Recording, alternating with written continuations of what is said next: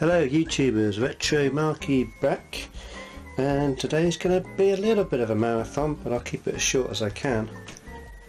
It's mostly about this gadget here, which is an EX64 port expander that I got for a very good price and I'm very pleased with, but I thought I'd do some experiments with it and see what it can or can't do. Now I want to do a little shout out to Old School Coder,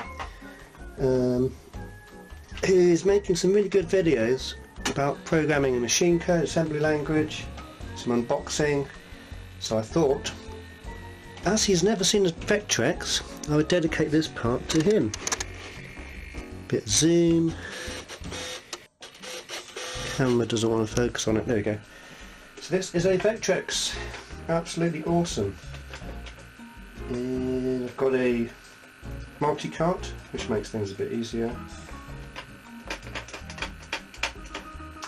The difference with the Vectrex is it doesn't use pixels, it uses vector technology to draw the images. And here we go, a bit of pole position. It's an all-in-one unit, built-in screen, built-in controller with 4 buttons for 1982, volume, and that's pretty much it. Away we go. Also analog controller.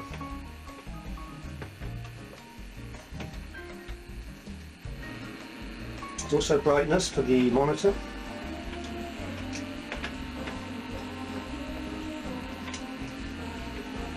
Look at that, that is pole position.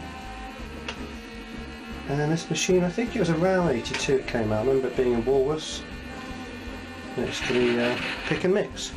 So there we go, that's for Old School Coder. Please check out his channel, I'll put a link below the video that you're watching. Okay, now on with the main show, which is, as per usual, very dark screen. What's going on here? Anyway, let's try turning the TV on. And our old friend 64. There we go.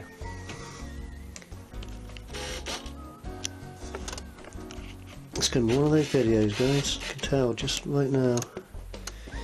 There we go. That's a special occasion. Also brought out the Black Knight, which I'll probably leave this attached to most of the time. So again, port expander with switch, which chooses which port is active. You can't use more than one at a time.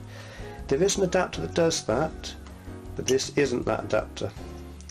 Reset switch here, and some LEDs to highlight which port is active, and that plugs into the 64. That's about it. Nice thing about it, I do like, is these legs which rise it off the table so it's nice and flat with the cartridge port.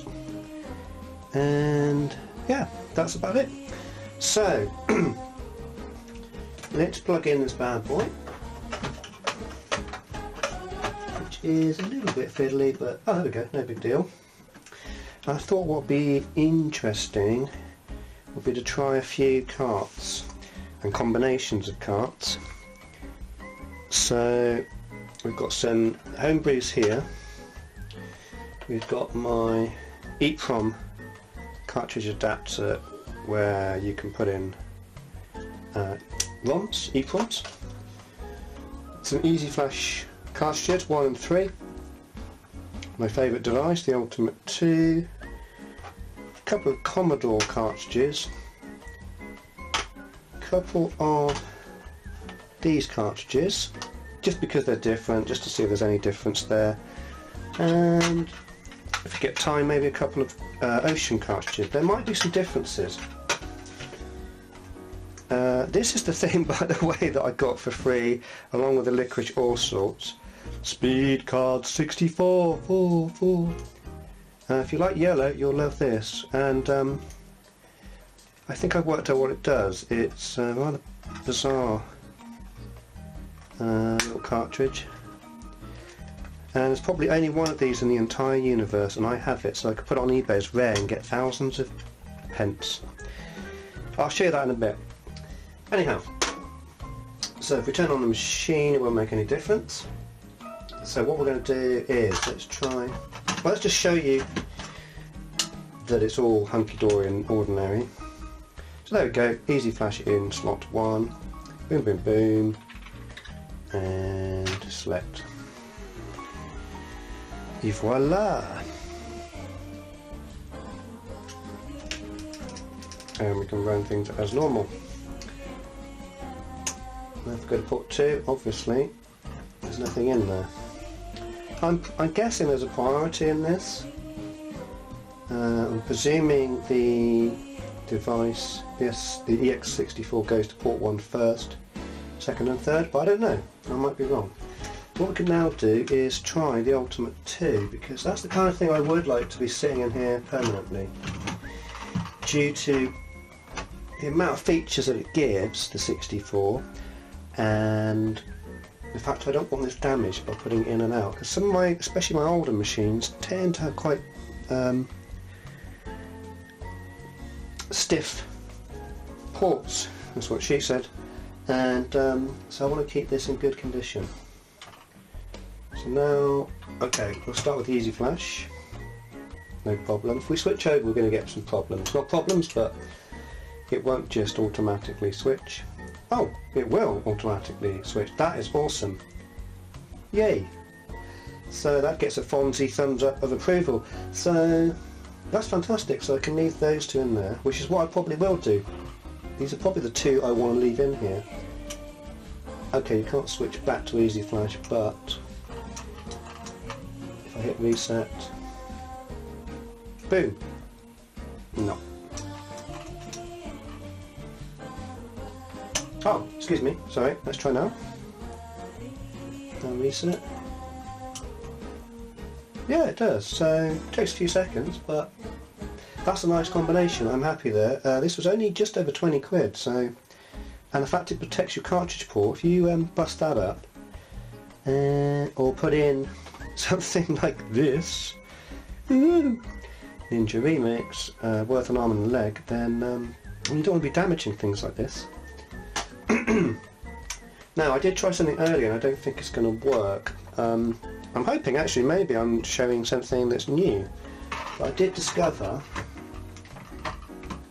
in fact I'm going to take out the Easy Flash for now, Ultimate 2, it doesn't like the two Easy Flash together,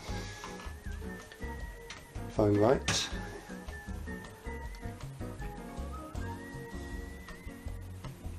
Yeah, it doesn't. Both LEDs are on, one the second brighter than the first, and they're interfering with each other. I believe even if I flip the switch it still doesn't like it, which is fine because, to be honest, that cartridge is on one bank of this, so I mean you wouldn't want to do this, but good to know. Sorry guys, the camera keeps cutting out. So yeah, two Easy Flashes are pretty pointless anyway. Another nice thing is, of course, you can select the switch, and when you power on your machine, then the cartridge isn't activated, so you don't have to keep popping it in and out, which is quite nice with something like an Easy Flash 3.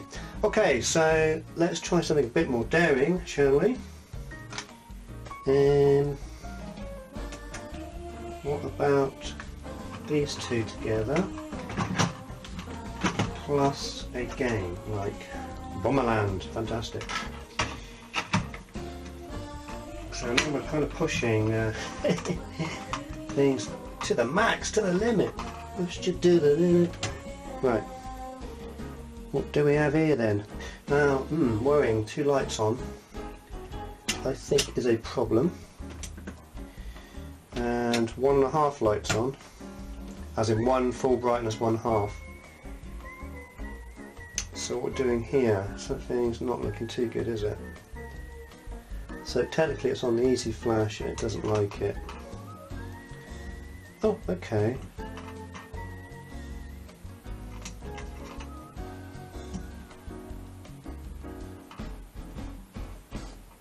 Don't think this is liking this very much.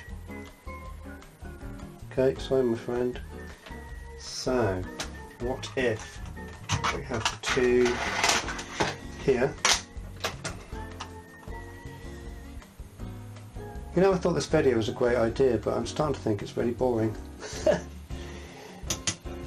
Right, let's try Ultimate 2.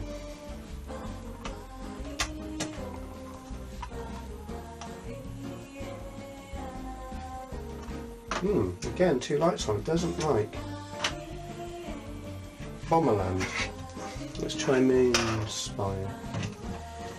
In case it's a cartridge specific thingy-majiggy. So we'll leave it on. Should be just Ultimate 2.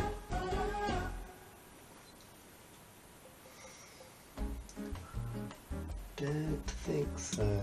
Oh, no, there we go. Well, it didn't come up with Action Replay, but... Yes, no, maybe? Can't decide. Might be okay. What happens if we switch it over? This is not what I would normally do on a daily basis, but okay. Moonspire looks fine.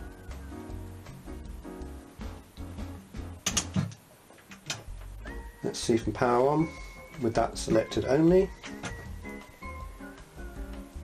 Again, there's a bit of the LED on here, which I think means there's a problem.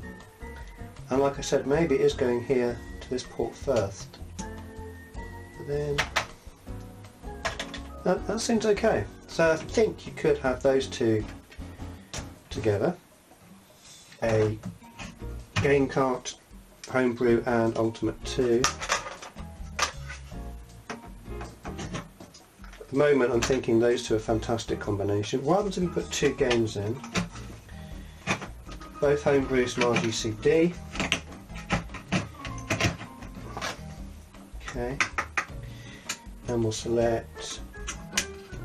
Let's select the second cartridge, see if that is possible. I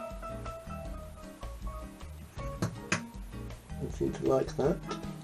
Let's try that one, the first cartridge. Again, both LEDs are on, which I don't think they should be. No.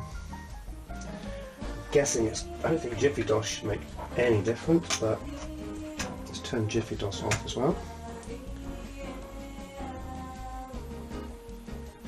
No. I don't think it likes that. Right, okay. So, those two at least don't seem to like going together. What happens if we put a standard GS cartridge and a homebrew? Okay, that's the homebrew, that's fine, we don't need to look at that anymore. Let's see, can we switch to the first one?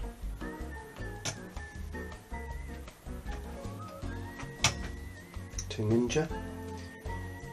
Again, that's what that one's got the light on, even though the switch is forward, so something about these homebrews perhaps are grabbing power.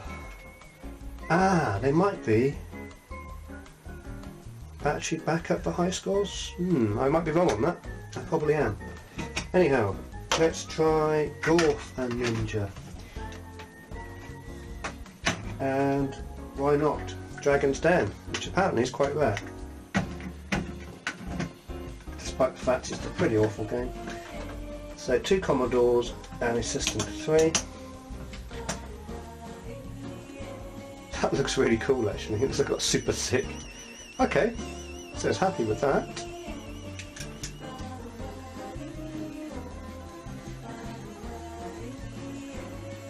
I'm going to power off.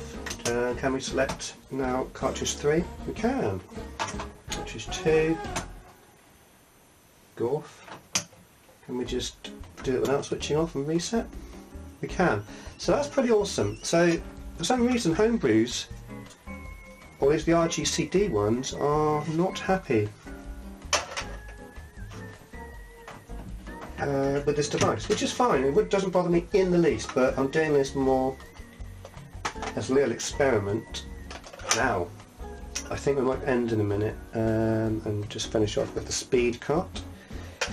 I have tried diagnostics as well. It doesn't like that because diagnostics cartridges do act a little bit differently. They bypass the CPU and things like this. So let's try my favourite little new gadget,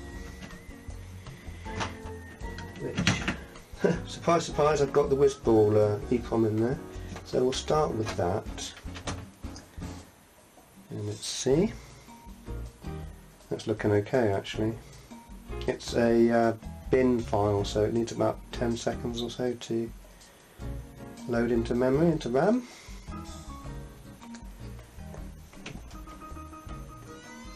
Ooh yeah! Looks awesome as well.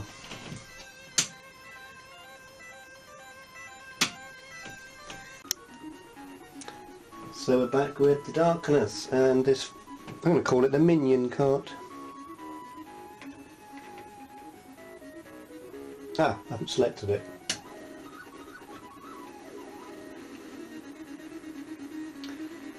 So that's what it does.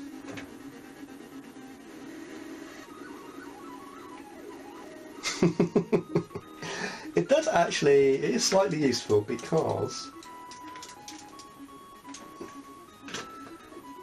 it acts as a kind of pause. So I think, yeah, the game's frozen, so you could use it as a kind of a pause button if the game doesn't have one, as long as you can put up with this chaos. And then we're back. So thank you very much to Commodore _sales on eBay. I do really appreciate this. It's such a unique, funny little thing, and I'm pretty sure I'm the only one in the world who has one. I did look inside. I was thinking there might be an EEPROM and I could read it, but there isn't. It's just a couple of tiny ICs. So there we go, guys. If you want me to test anything or any questions, let me know. Other than that, Retro Marky out. So ciao for now, and check out Commodore _sales for brand new 64 stuff and old school coder for C64 assembly language and openings, and a bit of BBC Micro as well. Okay, ciao for now. Retro Marky out.